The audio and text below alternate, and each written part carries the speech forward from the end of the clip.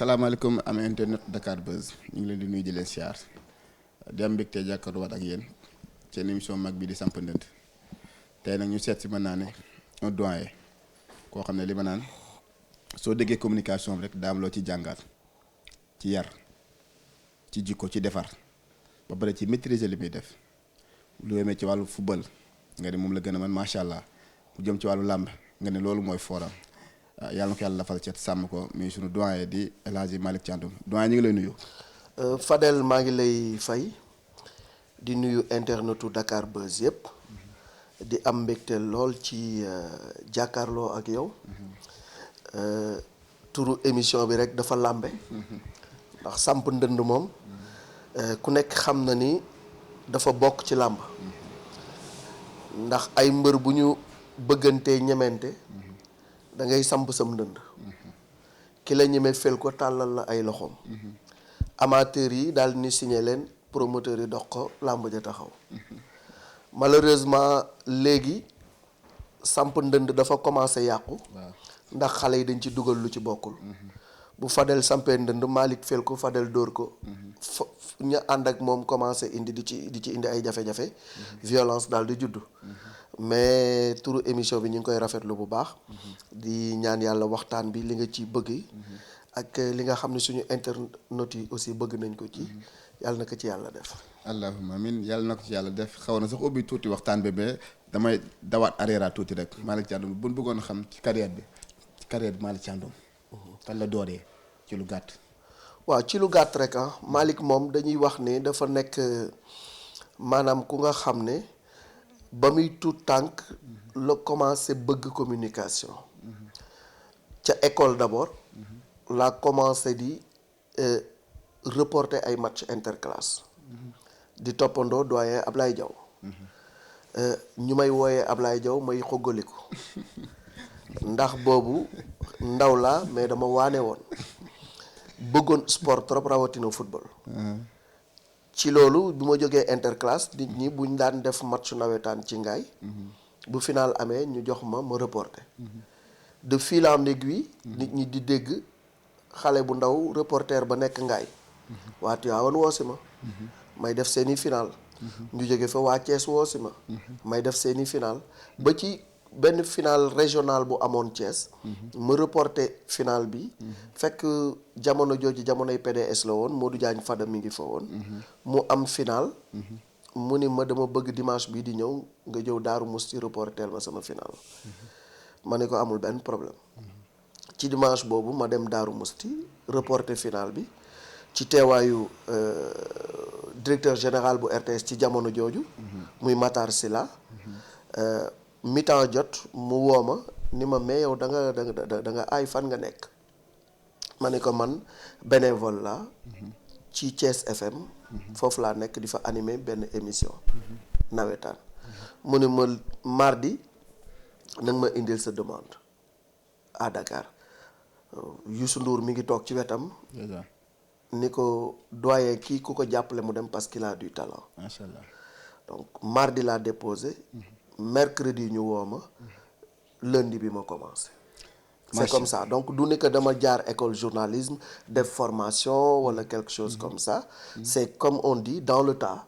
ci lañ ma formé parce que am naa ay prédispositions yu nga xam ne dans la communication yàlla may na ma ko te dañuy wax ne l'art de la communication ci sama gis-gis c'est un don de Dieu yàlla mooy seet ku ko neex mu def ci moom lu ko neex ba boo nee dama ni nit ñëpp toog di la déglu loolu mayu yàlla suñu borom la alors ci biir loolu nag terewul ma continuer ci biir liggéey bi ma def ay formation def ay séminaire ba gën a performant ba tey ji yàlla indi ma fu ma indi ma jaar RTS jóge RTS dem Sen TV jóge Sen TV tey maa ngi groupe E-Media macha allah ci loolu mu ñu décortiquer kon bu ma juumul li bëri naan dama am mbapat ci communication da nga am mbapat ndax li nga jaar lépp mooy mbapat la parce que ci fii suuf ngay commencé ba yàlla indi la fi mu la indi tey jii ñi ñaan yàlla la fa la cat bàyyi la ak sa baat li ma ci safaat mooy Père Malick nu gisee 4 mois Covid 19 ci sport. waaw Covid 19 dafa am impact bu rëy ci monde sportif parce que bi mbir mi duggee mbas mi ci àdduna bi daanaka sport yëpp dafa taxaw Jeux olympiques yi waroon am ñu dàq ko. Coupe du monde ñu randal ko. Coupe d'Afrique ñu randal ko. championnat yi nga xam ne aussi amoon na muy les championnats majeurs. yu ci bari taxaw waa France ñoom dañu teel a arrêté seen championnat. Italie arrêté, Allemagne arrêté. Donc tous les grands championnats calcio bi taxaw, la Liga taxaw, lépp taxaw. Donc mu am impact bu rëy rëy ci dundu sportif yi. Au Sénégal aussi mu ñëw taxawal lépp. ba démb la fédération sénégalaise de football jël décision dakkal championnat national bi. moo xam Ligue 1 la wala Ligue 2. dakkal nañ ko. làmb ji lépp lu nga xam ne nasaxoon nañ ko ci saison bi passé mujj nañ ko arrêté donte CNG jëlul décision comme ni fédération bi jëlee décision. te loolu maa ngi ciy wax ma ne tey ak ni situation bi demee saison dafa taxaw am ñu dagg licence am ñu taxawal ay combat mbir mi mujj yàqu donc à mon avis CNG en tant que structure mère war na wax ci situation làmb ci Covid-19 bi waxi tamit naka la ñu war a def pour joyanti saison bii di ñëw nan lañ ko war a aborder. ñi nga xam ne jotoon nañu tëgg ay combat lan mooy seen sort ñi nga xam ne dugaloon nañu seen xaalis def seen promotion combat yooyu amatul lan mooy seen sort ban dimbal la ñu war a def jëmale ko ci promoteurs yi. loolu yëpp kenn waxagu ci. donc de manière globale ni nga xamee ni Covid-19 bi noonu la amee impact ci secteur yëpp noonu la lompañale sport au niveau mondial ak au niveau national. donc mu nekk lu nga xam ne tey boo ko doon xayma ci manque à gagner sur le plan économique li mu wàññi ci sport kenn xamul nu mu toll. boo ko doon xayma ay milliards yu dul jeex la. mais nag il faut que ñu xam ne mbir bu ñëwee. bees bette il faut que nit ñi am xalaat yu bees am doxalin yu bees pour mën a génn ci situation bi fi mu nekk nii xalaat yëpp dafa jëm ci l'après Covid. après Covid nan lay demee loolu la nit ñi war a xalaat mais boo xoolee championnat yi ngay seetaan télé bi dafay mel ni maanaam dëju liir championnat bu nga xam ne ñoo yéen a ngi koy continuer di football doo ci gis nit mu toog di ko seetaan. y a rien de plus ennuyeux que ça. malheureusement contexte bi moom moo laaj. amul cafka sax. amul cafka man damay toog di seetaan day mel ni ay baby foot laay seetaan. c'est vrai amul cafka voilà mi ngi noonu. parce que la woon ak léegi dafa am différence boo xam ne xam nga sport ak surtout football dafa am loo xam ne da cee bokk. maanaam supporters yi yuuxu ñuy sànni biteel ak yooyu dafa bokk ci cafka football. public moo am solo ci sportif.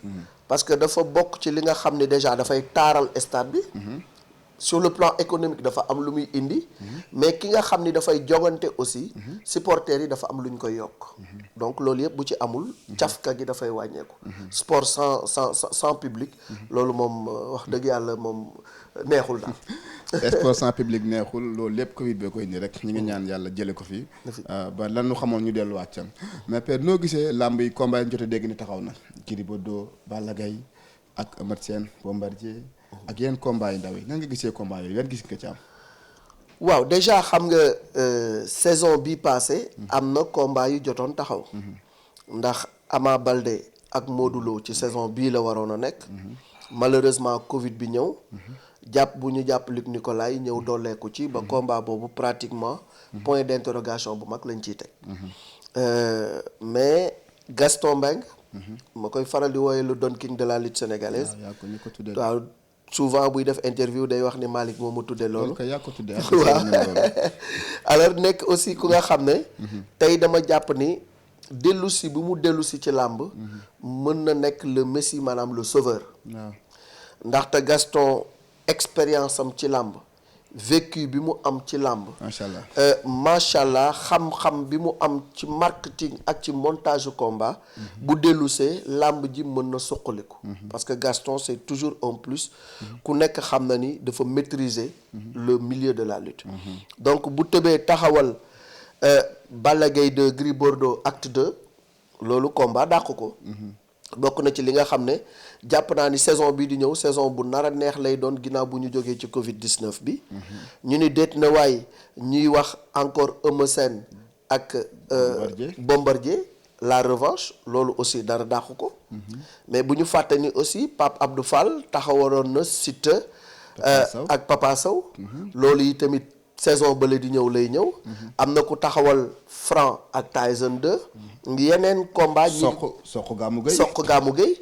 am na yeneen combat yu ñuy démarché ci suuf. double moteur Quench. double moteur Quench xam nga yooyu yëpp ay combat yu neex a neex la ay combat amateur la mais ça veut dire que cin bu naree neex su baxee xeeñ la olof wax.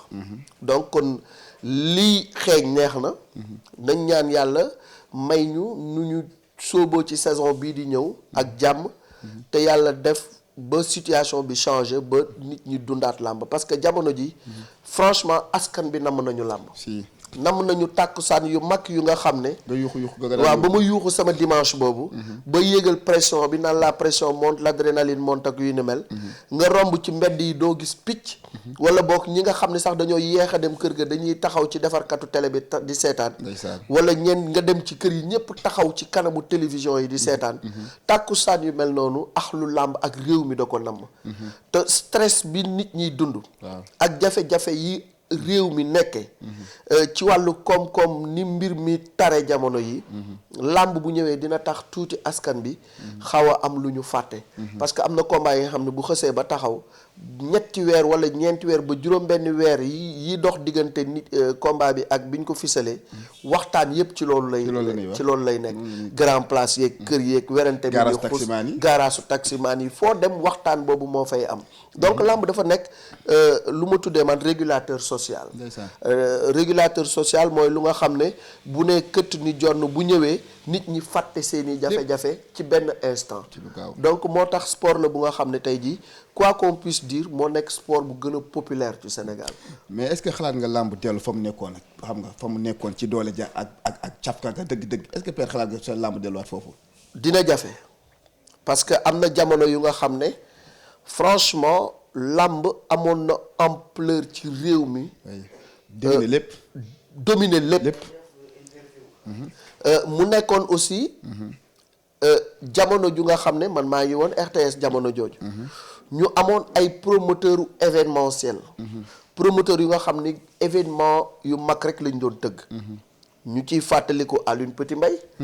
ak structure bi nga xam ne amoon na ko muy Action 2000. bu kiyee ma ni Action 2000 actionneeti na. noonu laa ko daan wax. mu daan taxawal ay combat yu mag. Gaston Mbengue le Don King de la lutte sénégalaise daan taxawal combat yu mag ba indi fi claf ba indi fi saison bi nga xam ne moom laa tuddee woon saison de feu. mu nekkoon jamono yu nga xam ne Yékini mi ngi nekk au summum de son art. Tyson nekk au summum de son art. Moustapha Gueye nekk. en fin de carrière mais nekkoon lutteur bu charismatique nekkoon représentant wu goxu Ndakaaru nga gis ñoom Mor Fadam ak ñoom génération yooyu aussi nekkoon en fin de carrière mais nekkoon mbër yu nga xam ne ay dinosaures la ñu woon ay ñoom manga ak yooyu pour jëlee leen fi jafe woon na donc jamono yooyu làmb amoon na ampleur bu extraordinaire boo doon xool aussi dans le milieu médiatique amul woon benn xëccoo bu mag bi ñu fàttali aussi ni Luc Nicolaï après la ñëw rejoindre moom tamit basé wu ci événementiel fay mbër lu nga xam ni kenn mësu ko fay yóbbu làmb fu nga xam ni kenn xalaatul woon ni dina fa egg donc loolu aussi dañ ko si delloo njukkal donc jamono yooyu ni làmb amee woon doole engouement populaire bi làmb amoon télévision yi pëccëxoo bi melul woon ni mu mel jamono yi parce que ba presque RTS rek ngay dégg comme télévision leader donc jamono yooyu làmb amoon na ampleur bu nga xam ne ñëpp dañ ko bëggoon mais sponsors yi aussi dañ doon daw di wut si làmb surtout voilà ñoom ñoo doon daw di wut si làmb parce que jamono yooyu ñoom ñi ngi doon def promotion ay produits yu nga xam ni au grand public lañ ko destiné te grand public da ngay seet événement bu mag bu nga xam ne intéressé na askan bi yëpp nga collé ci sa image pour mën ko jaay mais ñoom li leen làmb jox est-ce que jotul ñu delloo njukkal làmb ñoom sponsors yi parce que ñoom fu ñu yegg ci marketing làmb leen fa yóbbu parce que sport yi bari woon nañ fi mais làmb lañ dëgg ma loon parce que pour jaay seen produit est-ce que jotul ñu delloo njukkal làmb li leen làmb joxoon ñu delloo waat ko jàppaat ci yëf yi waaw buñ ko xoolee ci logique rek ak ci sàmm kóllëre rek waroon nañu delloo njukkal làmb mais xam nga anglais bi day wax ni business is just business maanaam business rek la amul sentiment dans le milieu du business dans le milieu du business amul sentiment maanaam nga ni non ñii daal war naa leen a delloo njukkal non ay objectif la ñu am ay objectif de marketing objectif de marketing boobu bu ñu demee ba atteindre ko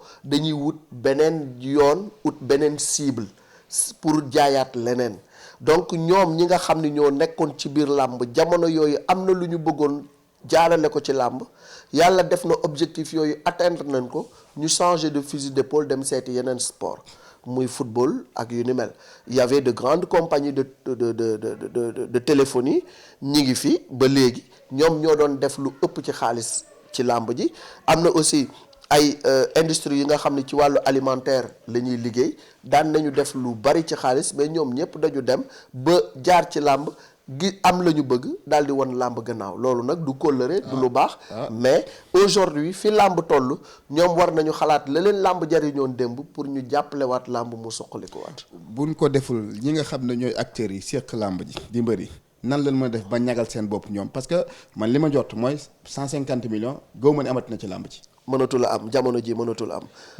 bu mbër bu ci bëgg a bëri nag nan lay mën a def pour maîtriser carrière am pour maintenir li nga xam ne moom mooy carrière am ak pour bën a bëri parce que 150 millions mbër mu koy xaar gaw ma nga bëreeti xam nga situation bu taxawee adaptation moom moo war a ñëw te loolu dafa laaj maanaam ñu def analyse froide de la situation xam ni jamono ji waxuñu sport mais àdduna bi moo nekk ci ay jafe-jafe koomu àdduna moom moo nësax ndax Covid 19 bi.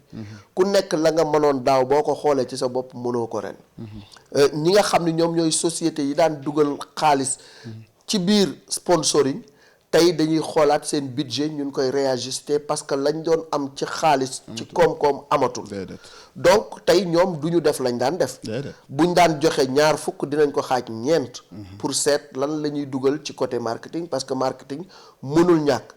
tubaab bi dafay wax ni qui ne communique pas ne vend pas. boo dul communiquer doo jaay. tey jii mën ngaa yor marchandise. ma yor marchandise sa marchandise gën sama bos. man ma def communication bu nga xam ne defoo ko ma gën la jaral. absolument ndax jaay communication daf ci am solo. mais situation àdduna moo tëddee nu nga xam ne tey lépp dañ ko war a revoir à la baisse. merci voilà donc tey làmb fi mu toll mbër yi dañ ci am responsabilité bu mag. pour suqali ko làmb parce que day toll jamono ju nga xam ne da ngay xam ne dootul jamono wu wut xaalis. mais jamono wu defaraat li nga xam ne tey moo lay may xaalis. muy làmb. jamono jooju la ñu toll. du wut xaalis dëgg mooy tax mbër yi sëgg bëre. mais pour relancer làmb te pour loolu il faut ku nekk def sacrifice. sacrifice mënul paase nga wàññi li ngay jar pour ëllëg bu mbir mi doxaatee nga delluwaat sa njëg. fa mu nekkoon. loolu mën naa ci joxe benn exemple. ci làmb. Bombardier. am na fi jamono. mu bëre plus de 50 millions. bi mu demee ba xam ni pour relancer carrière am. il faut que mu jël ci xale yi ba pare wàññi cachet dafa jël chèque. ku daan fayeeku 60 millions dem ba fayeeku je pense 15 millions. ci combat boobu 15 millions. waaw mu daan chèque. ba mu relancé waatee delluwaat na fa mu nekkoon ci njëgam ba rombaat ko. donc loolu stratégie la marketing la il faut nga xam jamono fu mu toll par rapport ak fi jamono toll yow nga defaraat sa métier ba mu gën a ñoŋ. je pense que tey mbir mi mooy ñi ko seq mooy mbër yi ak promoteurs yi. promoteurs yi la ñu mënoon mënatuñu ko. promoteurs yi nga xam ne ñooy tëgg événementiel te mën a def yenn somme yi ci làmb bareetul. comme Gaston dellusi na. Luc Nicolaï mi ngi ci guddi gu bët setagul ñu koy ñaanal fa mu nekk mu jóge fa. amiin waay nañu fexe ba ñoom mbër yi nga xam ne ñoom ñoo toll ci benn niveau bi ñu wàññi seen loxo bu baax yenn somme yi bu ñu la ko fayee demal bëre ci. moo jaadu de. moo jaadu. saa waay 50 millions kër gu mu dugg nga dàq ko. baax na man de bu duggoon sama kër donte ma laf sax duma ko dàq. ma ne ku du mooy cin du mooy la. man mu ngi noonu man moom bu duggoon sama kër donte ma laf fu ma bëree man Fadel duma ko dàq dama koy jël bëri ko loo am ba ko wàlla. leneen li ma ko jëlul say mbokk lay njëkk a li ma ci def mooy diggante ñi Roma daat Tapha Tine Boy Niang ndax boobu bëgg combat boobu jaadu na. jaadu na parce que Boy Niang dafa toll ci bëre ak ñi ñu tuddee les VIP. donte def na examen. ñu recalé ko. mooy digganteem ak Lac de Guiers numéro 2. waroon na ci combat boobu déclassé ba tey toll niveau bi ñëpp toll. mais donte ñàkk na ko par décision. terewul valeur am fa mu nekkoon ak niveau ba mu nekkoon ma nga fa ba léegi.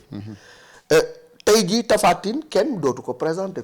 Tapha Tine lu nekk def na ko ci làmb. donc tey ku ko jëlul da nga koo ragal. absolument kurpañe rek ngay daw. waaw ndax Tapha moom loxo bi daa xool. waaw gars yu bari nag moytu bi metti na lool. parce que souvent Tapha daa am problème adversaire.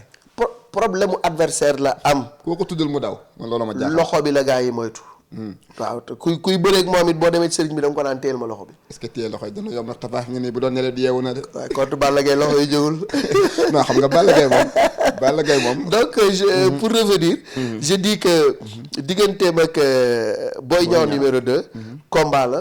jaadu na parce que Boy Niang bu doon Balla Gaye la bëggoon te combat boobu mujjul antu. tey jii Bombardier ñi ngi wax ni dafa nar a bëre ak keneen. moom ak Lac de Guiers moom nit ñi doyal nañ ci. ndax la ñu wane woon moom tax na nit ñu doyal ci combat boobu. kon tey moom ak Tapha Tine moo fi sës bu yeboo mu jël ko. Tapha Tine Lac de Guiers aussi. Tapha Tine Lac de Guiers neex na. est-ce que loolu gën ta neex sax. neex na trop. neex na trop dara dàq ko tolloo nañu maas. tolloo nañu maas te ñoo tolloo jamono aussi booy xool classe ba tamit ñoom ñoo ci nekkoon. donc tey jii ñu bëree. te loolu revanche la. revanche lay doon. revanche lay doon Lac de Guiers daf ko daanoon. Voilà. donc parce que Lac de Guiers ci classe boobu da ko tojoon. te Tapha Tine bëgg na revanche boobu. Lac de Guiers aussi ak fii configuration làmb toll ay adversaire am bariwul. donc bu amee Tapha Tine combat dàq ko Tapha Tine Lac de Guiers combat dàq ko Tapha Tine Boy Niang 2 neex na combat dàq ko.